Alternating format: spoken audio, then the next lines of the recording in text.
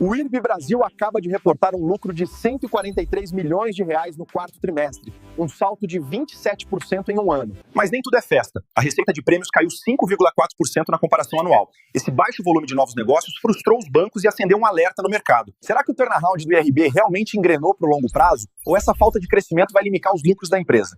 Entenda todos os detalhes da tese no vídeo de hoje. Olá! Hoje a gente vai mergulhar nos números do IRB Brasil, especificamente do quarto trimestre de 2025. E olha, à primeira vista, os resultados parecem muito bons, sabe? Indicam uma recuperação forte. Mas a história é um pouquinho mais complicada do que parece. Vamos desvendar isso juntos. O grande destaque, o número que salta aos olhos, é esse aqui. Mais de 143 milhões de reais de lucro líquido.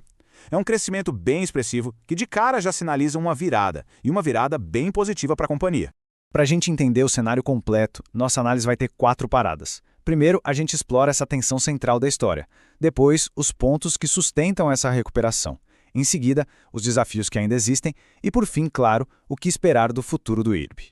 Então, vamos direto ao ponto. A essência da questão é a seguinte. De um lado, a gente tem um lucro bem robusto, que veio de uma verdadeira limpeza técnica e operacional. Um trabalho bem feito. Só que, por baixo dessa superfície positiva, tem uma fraqueza bem clara no crescimento da receita. É justamente essa tensão, essa briga entre lucro e receita que a gente vai desvendar agora. E aqui, olha, é fundamental entender uma coisa. O IRB é um caso clássico de turnaround. A empresa está literalmente se reerguendo depois de um período muito, mas muito difícil. Ter esse contexto em mente é a chave para a gente conseguir interpretar essa dualidade, sabe? Entre os resultados que são bons e os desafios que ainda estão ali, batendo na porta. Ok, vamos começar pelo lado otimista da história. Existem métricas operacionais bem fortes que mostram que esse lucro não é só um ponto fora da curva, não. Ele é, na verdade, o resultado de um trabalho bem consistente que vem sendo feito. Esse gráfico aqui é um marco importante. O índice combinado, que basicamente mede a saúde operacional de uma seguradora, caiu para 94,3%. E por que isso é tão relevante? Porque ficar abaixo de 100% significa que a operação principal da empresa, a de vender seguros, agora dá lucro. Isso reverte completamente a tendência que a gente via antes. E esse número aqui, então, ele mostra uma clara melhora na gestão de risco. Uma queda de mais de 12 pontos percentuais na sinistralidade significa, na prática, que a empresa está gastando bem menos com sinistros em relação àquela arrecada. É um sinal nítido de mais disciplina e controle. Agora, vamos falar de solidez financeira. Esse número aqui representa isso. Com um nível de solvência de 268%, o IRB tem hoje 1 bilhão e 600 milhões de reais em capital acima do que a regulação exige. Isso não só reduz drasticamente o risco para o investidor, como também dá um fôlego enorme para a empresa pensar no futuro. E o ponto crucial aqui é que a recuperação não está vindo de um lugar só. O desempenho é sólido em várias frentes. O segmento de ramos elementares, por exemplo, está forte.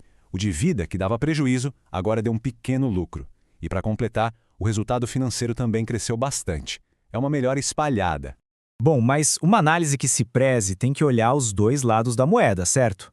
Então agora a gente vai focar nos pontos de atenção, naqueles desafios que ainda existem e que, com razão, preocupam o mercado. E este slide, nossa, ele resume visualmente o problema central. De um lado, o lucro líquido sobe, e sobe bem, mais de 27%. Só que aí a gente olha para o outro lado, para a receita, que é o dinheiro que realmente entra com a venda de seguros. E ela encolheu mais de 5%. Essa é a grande questão para o futuro.